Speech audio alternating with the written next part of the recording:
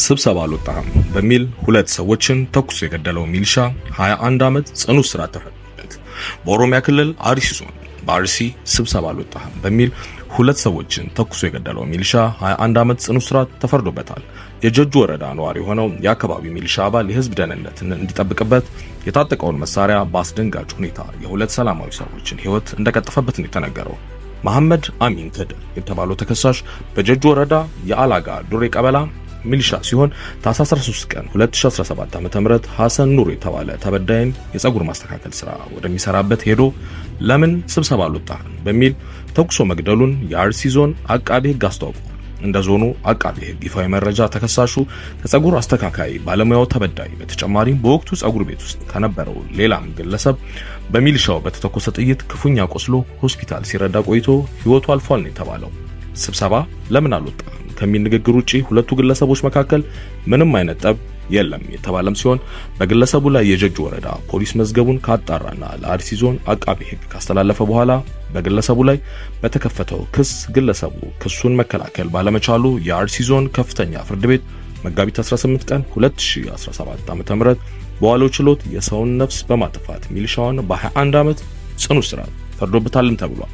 በኦሮሚያ ክልል የአካባቢ ታጣቂዎች ወይም ሚሊሻ በተደጋጋሚ ከህግ ውጪ የሆነ እስርና እንግልት በሰላማዊ ሰዎች ላይ እንደሚፈጽሙና ከህግ አግባብ ውጪ የሆነ ተግባር የፈጸሙባቸውን አጋጣሚዎች መስተዋላቸውን መንግስታዊው የኢትዮጵያዊ ሰብአዊ መብቶች ኮሚሽን ከዚህ በፊት በመግለጫ ማሳወቁ ይታወሳል ሲል ዶቼ ቬለ ዘግቧል። አሜሪካ ኤርትራን ጨምሮ በሌሎች ሀገራት ያሉ ኤምባሲዎቿን ልትዘጋ መሆኑ ተሰምቷል። አሜሪካ ወደ 30 የሚጠጉ በዓለም ዙሪያ የሚገኙ ዲፕሎማቲክ ጽህፈት ቤቶቿን ልትዘጋ መሆኑን ሮይተርስ የሀገሪቱን የውጭ ጉዳይ መስሪያ ቤት ሰነድን ጠቅሶ ዘግቧል። የፕሬዝዳንት ዶናልድ ትራምፕ አስተዳደር አብዛኞቹ በአፍሪካና በአውሮፓ የሚገኙ ቢያንስ 27 የአሜሪካ ኤምባሲዎችና ቆንስላዎችን የሚዘጋ ሲሆን ከነዚህም ውስጥ ጎረቤት ሀገር ኤርትራ አንዷ ናት። በውሳኔው መሰረት ይዘጋሉ የተባሉት የአሜሪካ ኤምባሲዎች በኤርትራ፣ በግሪናዳ፣ በሌሶቶ፣ በማዕከላዊ አፍሪካ ሪፐብሊክ፣ በሉክሰምበርግ፣ በሪፐብሊክ ኦፍ ኮንጎ፣ በጋምቢያ፣ በደቡብ ሱዳን፣ በማልታና በማልዲቭስ የሚገኙ መሆናቸውን ሮይተርስ የተመለከተው ሰነድ ያመለክታል። ከሚዘጉት ኤምባሲዎችና ቆንስላዎች ባሻገር ኤምባሲና በርካታ ቆንስላዎችን በመያዝ ግዙፍ የዲፕሎማቲክ ስራ በሚከናወንባቸው እንደ ጃፓንና ካናዳ ያሉትን ተልእኮችን በማዋሃድ መጠናቸውን የመቀነስም ሐሳብ አለ።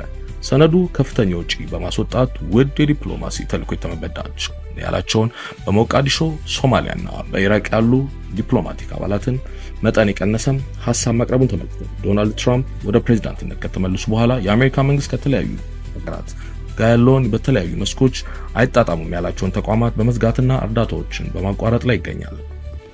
መንግስት የአቶ ልደቱ አያሌውንና የሌሎች ግለሰቦችን ንብረት ማገዱን አስታውቋል።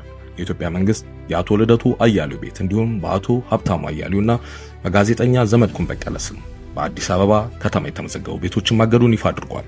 በአቶ ሀብታሙ አያሌውና በጋዜጠኛ ዘመድኩን በቀለ ስም በአዲስ አበባ ከተማ የተመዘገቡ ቤቶች ከዛሬ ጀምሮ እንዳይሸጡና በሌላ በማንኛውም መንገድ እንዳይተላለፉ እግድ መጣሉን አስታውቋል። በተጨማሪም መንግስት በላሊበላ ከተማ የሚገኘውን የፖለቲከኛ አቶ ልደቱ አያሌው ቤት ማገዱንም የገለጸ ሲሆን አቶ ልደቱ ከወራት በፊት ይህ ሊሆን እንደሚችል በተለያዩ የመገናኛ ብዙሃን ላይ ሲናገሩ እንደነገርም ይታወሳል። ይህ የመንግስት እርምጃ በምክንያት እንደተወሰደ እስካሁን በግልጽ የተባለ ነገር የለም ሲል ቪኦኤ አማሪክ ዘግቧል። በአማራ ክልል የሚገኝ የፋኖ ታጣቂ ቡድን ለምክክር ኮሚሽኑ አጀንዳውን አስገብቷል ሲሉ ፕሮፌሰር መስፍን አራያ ተናግረዋል። በአማራ ክልል የሚገኝ ታጣቂ ቡድን ባሳለፍነው ሳምንት አጀንዳውን ለምክክር ኮሚሽኑ አስገብቷል ሲሉ የሀገራዊ ምክክር ኮሚሽነር ፕሮፌሰር መስፍን አራያ ገልጸዋል።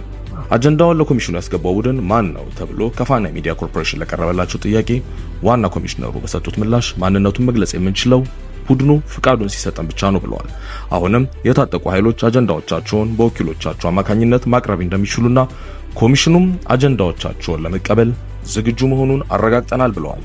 የኢትዮጵያ ሀገራዊ ምክክር ኮሚሽን በአማራ ክልል መጋቢት 27 ቀን 2017 ዓ.ም ጀምሮ በባህር ዳር ከተማ ሲያካሄድ የቆየውን የአጀንዳ ማሰባሰብ የምክክር መድረክ ሚያዝያ 4 ቀን 2017 ዓ.ም ማጠናቀቁ ይታወሳል። በሂደቱ የፖለቲካ ፓርቲዎች፣ የመንግስት አስፈጻሚ አካላት፣ የተጽዕኖ ፈጣሪ ግለሰቦች፣ የማህበረሰብ ወኪሎች እንዲሁም የልዩ ልዩ ተቋማት ማህበራት ተወካዮች መሳተፋቸው የሚታወስ ነው።